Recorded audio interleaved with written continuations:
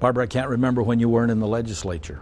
I can't either. And you know, it's a long time, and I hate to see you go, but I think one of the things that maybe the public doesn't understand, that as great a public servant as you've been, that you're also one of the finest lawyers in this state. So you've had a lot of experience with the judicial system. Talk to us about question one and why you think it's important. Well, you know, when folks have a matter before the court, it's usually pretty rare, involving, you know, a family matter, a divorce, custody, a business dispute. It's really important that they feel like they get a fair shake, that the decision's made on the merits and not on who gave the larger campaign contribution. And right now we have a system where judges are out raising money to get elected, and they don't like it either. And it creates a perception that the decisions can be skewed towards people who contribute more. But how do you deal with that as opposed to my right to vote? Do I have a right to vote for that position? And should I have that right? And should I not give that up to somebody else to decide who's going to judge my case? Yes, and that's the great thing about question one. It preserves your right to vote for judges. You do it in a different way, and here's how it works. Every election cycle, when the judge's term is up, you have that right to vote for that judge. And you vote up or down. And so if you're dissatisfied with that judge is voted out. But the big change is this. It's really to inject merit into the system. I mean, right now, let's face it, we have good judges and we have bad judges on the bench. And we have some excellent judges who made it through the current system. Mm-hmm. But we've also had some incredible examples of judges who did not have the capability to serve, making it on the bench. And who, quite frankly, would have never been chosen by this commission. Never. They just weren't capable. And so you had people's rights being affected by that competence. So how it would work under question one is an independent commission would vet applications. All the applications would be made public. The hearings of the independent commission are made public.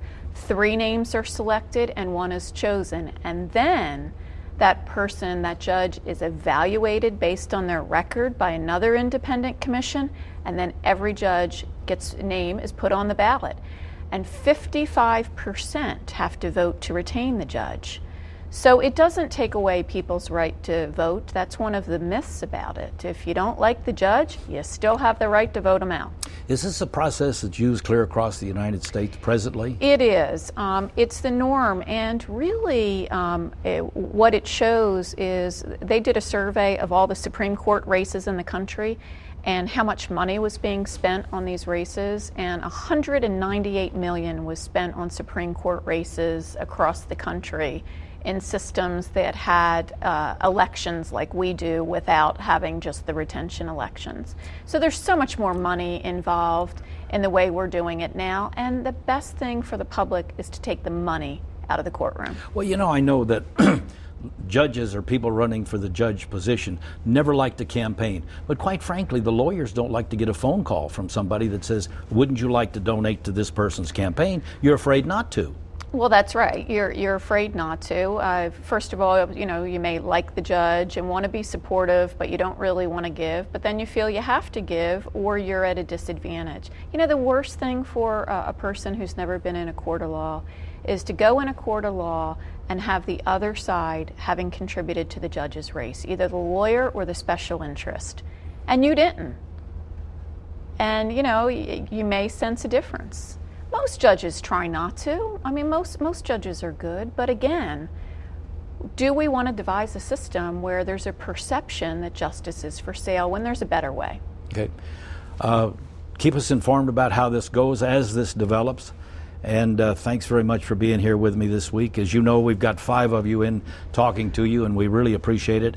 And I think it's really important, as I said to someone earlier this week, my mother used to call me and say, who do I vote for? Yep. Because I didn't. And now I've gotten to the point where I don't know the judges.